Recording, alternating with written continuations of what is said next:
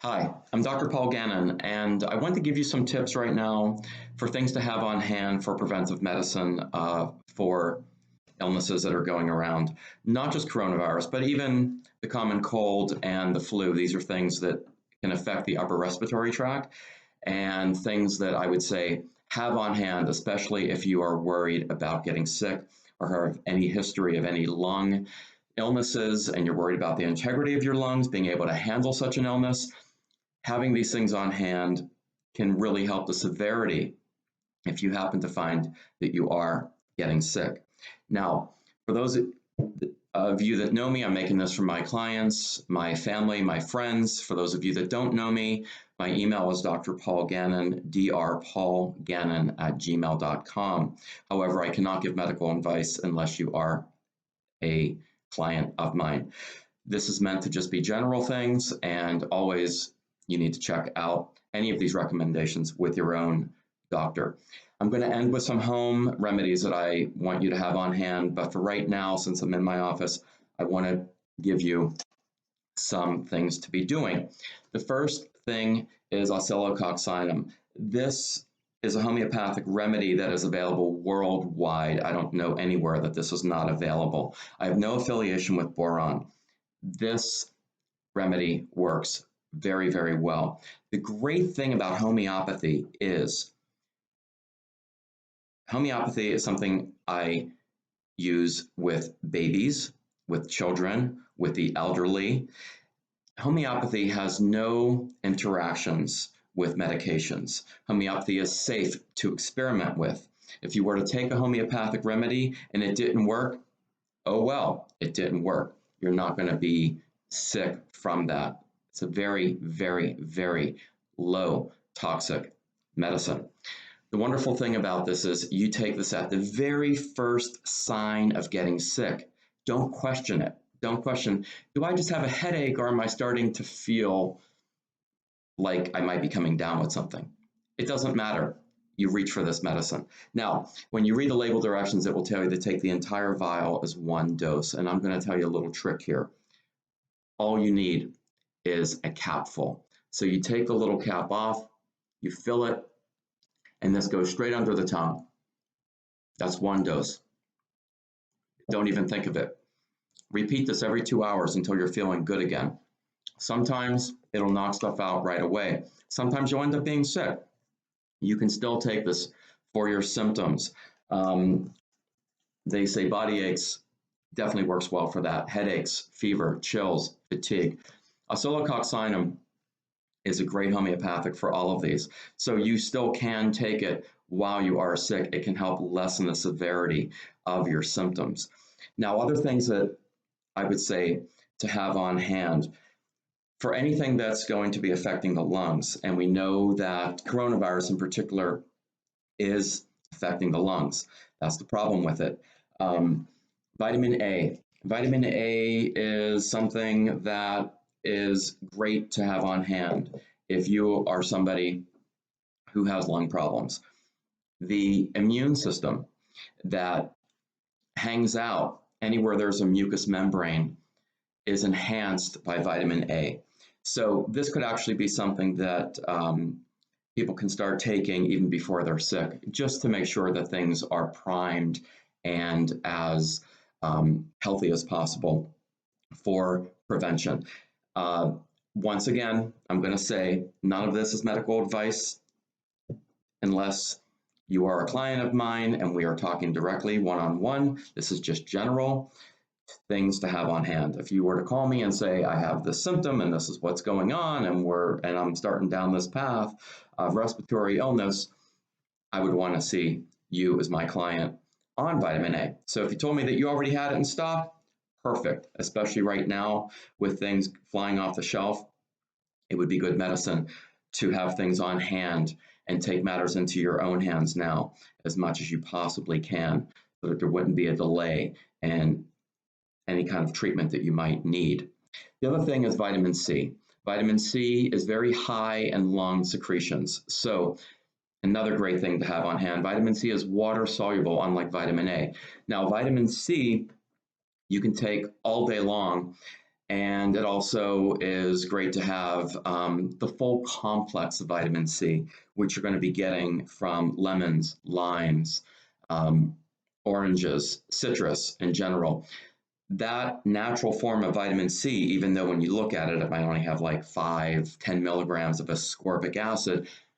In addition to that ascorbic acid, you have the entire complex of vitamin C, which is really, really wonderful to have on hand. And you can augment that with ascorbic acid, which is what you're going to be buying as vitamin C in pill form.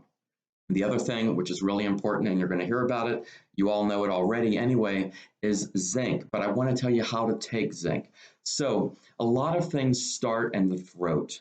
These are respiratory illnesses. We're getting infected with them with air droplets and whatnot. A lot of times they are starting in the posterior pharynx, in the mouth area, throat area. So, if you have like a zinc lozenge, perfect. What you want to do is put a zinc lozenge in your mouth and lay down. And when you lay down, that zinc is going to pool in the throat. This is what I've been having patients do for years. And you could take probably 5 zinc lozenges a day and be eating them all day long.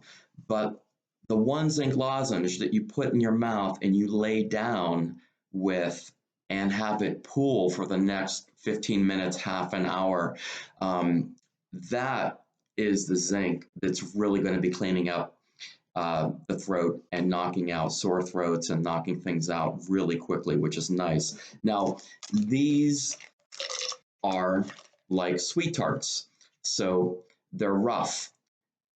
You can actually, I put these in my mouth and I fall asleep. They're not slipping anywhere. Now, if you have a zinc lozenge that's like a hard candy, be careful. You don't want to be waking up choking on a hard candy that's slipped down into your throat. The other thing you can do, if the only zinc you have is in a capsule, you can pull the capsule apart, put the powder in your mouth, and lay down for a nap. And let that mix with saliva and get into your throat. And if the only zinc that you're going to find is a tablet, these are usually the least quality, but don't worry about it. If it's all that you have, it's all that you have. You can take the tablet, you can chew it up, mix that powder with your saliva, and once again, lay down for a nap. Let this pool in your throat, and that is going to do a lot of cleaning up there.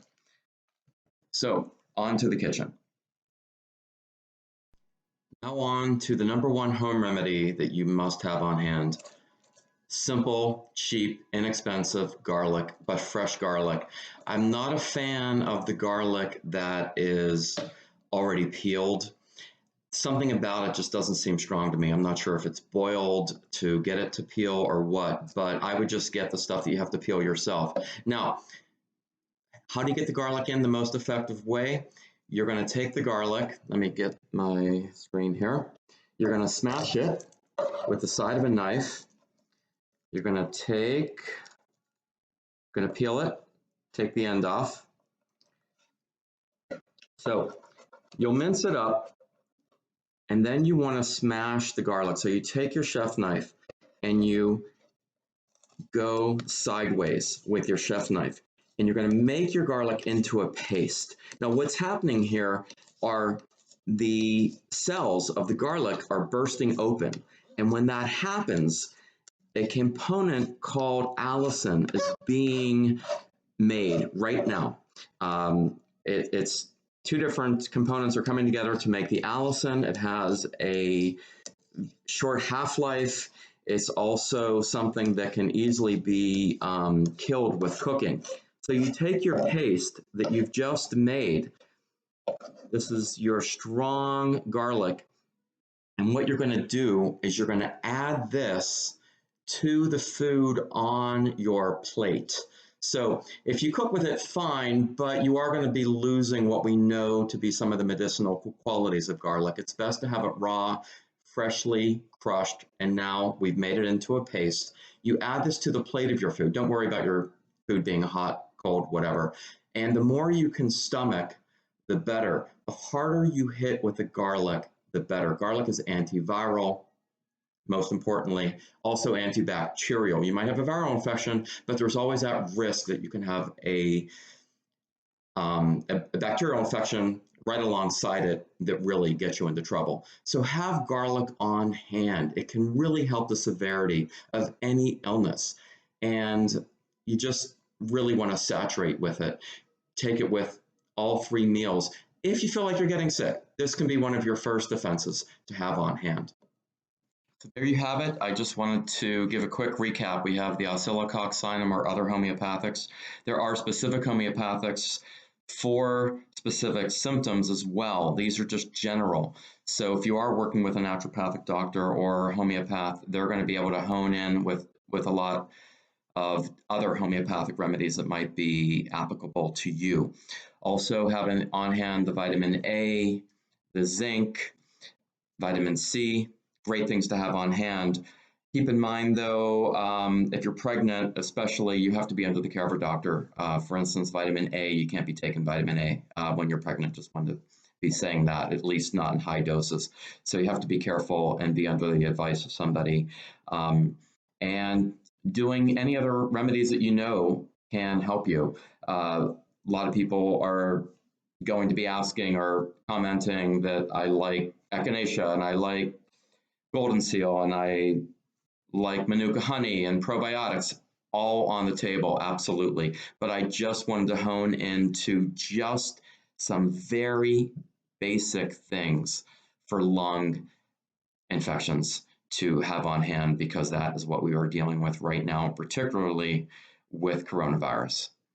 I hope this was helpful. My website is drpaulgannon.com. You can look me up there. Thanks for watching. I appreciate it.